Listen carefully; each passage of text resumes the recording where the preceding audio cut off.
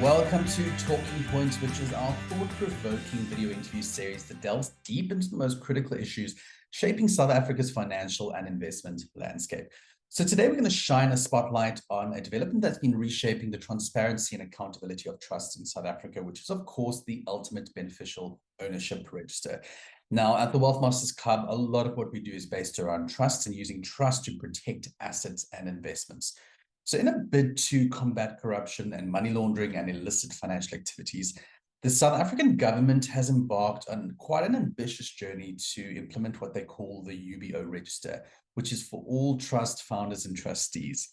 Now, the significant steps that they're putting in place is to manage the identities of those who benefit most from trusts.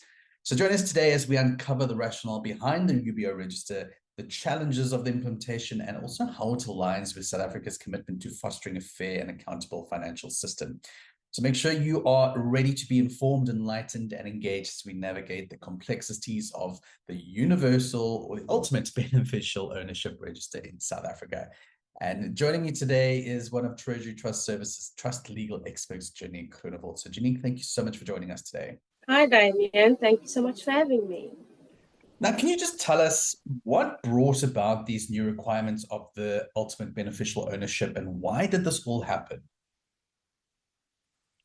Okay, Damien. So, as we all know or should know by now, the General Laws Amendment Act 22 of 2022 was published in the Government Gazette on the 29th of December 2022.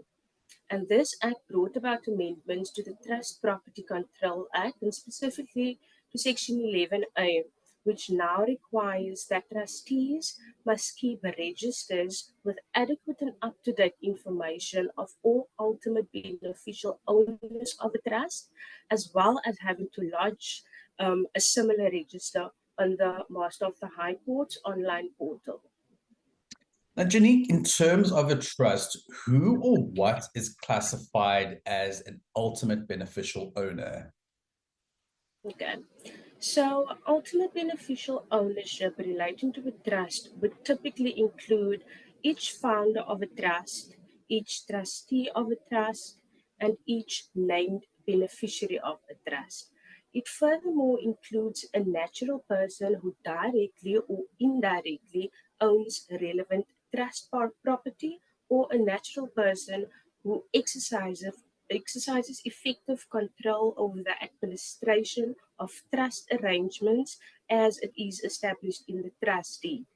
It also includes a legal person acting on behalf of a partnership or of another trust who directly or indirectly exercises effective control over such partnership or such trust. I think you tell us a little bit about the information. So what exactly is needed to be kept in these UBO registers? Yes, Damien. So these registers would consist of the grounds on which a party is a beneficial owner. This would be, for example, as I mentioned, a founder, trustee, or a beneficiary. And then also it requires the full names of the party, the surname of the party, or it's a company, the registration number of a company, and then also the ID type, whether it's a passport, whether it's CIPC documents, and then obviously also the ID numbers and the registration numbers, if applicable. It requires the nationality, the residential address, the domicilium address, email address, contact number, and the date on which the party became a beneficial owner, and where applicable also the date where the party ceased to be a beneficial owner. The master's register also make provision for where the beneficial owner is a minor, that a guardian of that minor would be captured in the master's online registers. And then also, the master also requires that trustees must keep certified ID card copies of all ultimate beneficial ownership of the trust in their records. Wow, so it's quite a bit of information there. That's quite a bit. And in terms of this, are there any other important requirements for if a trustee is a trustee of new record keeping that they should be doing to make sure that they are still compliant within the UBO register? Yes, Damien, definitely.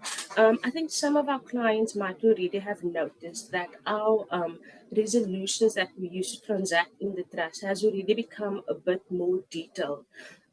This also, as consequence to the amendments of the Trust Property Control Act, specifically Section 11, which now requires that trustees must provide details of all accountable institutions that the trustees use as agents to perform functions or provide services to the trustees.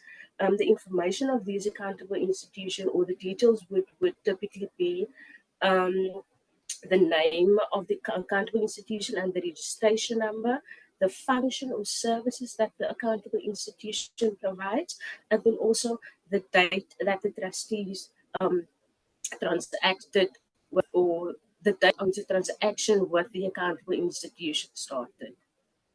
What are the the implications if these records are not kept? So I'm a trustee, I'm not registered with the UBO. What would those implications be for me as a trustee or a founder of a trust?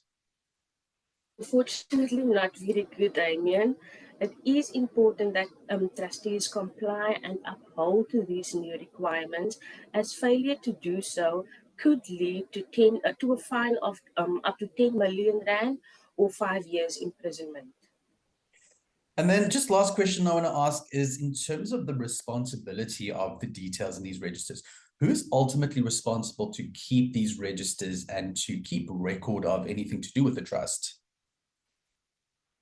It's the responsibility of the trustees to keep these records. The Master of the High Court requests that the information be captured on the online portal either by one of the trustees or by way of power of attorney from the trustees.